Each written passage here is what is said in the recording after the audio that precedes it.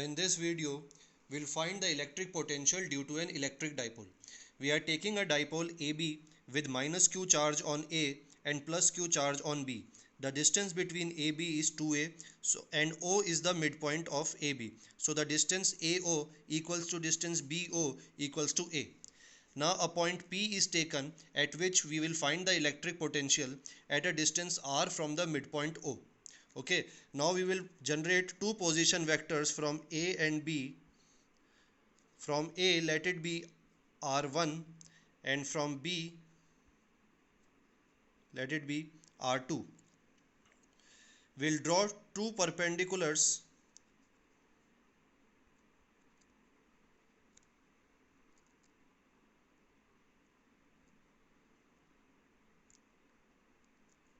like this to carry on the derivation.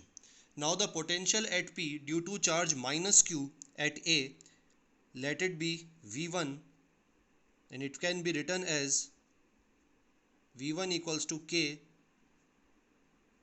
minus q upon R1. Similarly, potential due to plus q charge from B can be written as K q upon R2. Now the total electric potential can be given by the summation of these two. Now if we add these two by solving, we will get V, which is equal to V1 plus V2. You will get V as K into R1 minus R2 upon R1 R2. You can do the calculations yourself, they are pretty simple. Now to calculate the values of R1 minus R2 and R1 R2, we have drawn these perpendiculars BD and AC. Now if R, let us say, I'll do this in next page. If R is very larger than A, then in that case AP will be approximately equal to PC. AP will be approximately equal to PC because R is very larger in comparison to A. So the distance CO will become negligible. So both AP and PC will be approximately equal, and similarly on the same grounds PB will be approximately equal to PD.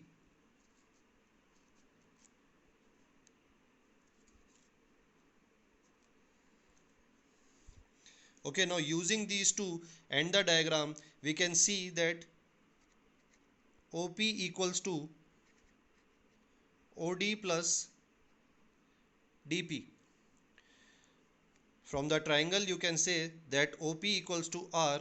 Now OD can be written as A cos theta. This you can find out from the triangle ODB, plus DP, which is approximately equal to R2. So we'll put the value R2 here.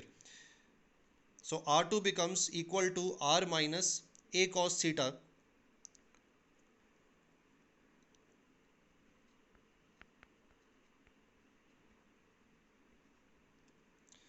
Okay.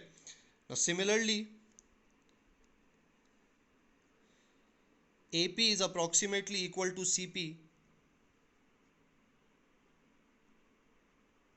AP is approximately equal to CP, which is equal to OP plus OC. From this, we can find that you will get R1 equals to R plus A cos theta. You are going to use the same method as we did in finding this equation. So now we have two equations of R2 and of R1. Now we had to find the values that we did in the last page, the values R1 minus R2 and R1 R2. Now since we have both the values of R1 and R2, we can find these values, and we can say see that R1 minus R2 will come out to be 2A cos theta, and R1 R2 will come out to be r square minus a square cos square theta.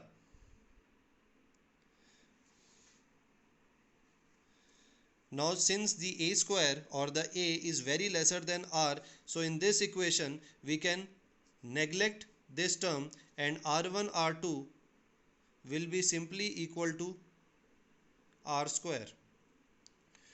Now putting this in this expression, now putting these in this expression, and also I forgot to write theta, this is your theta. Okay, now putting these values of r1 minus r2 and r1 r2 in this equation of potential, we can find that v equals to k q into 2a cos theta upon r square. Now 2aq, we know that it is equal to the dipole moment P, so you can replace it and we can write that V equals to K P cos theta divided by R square. This will give us the potential due to a dipole.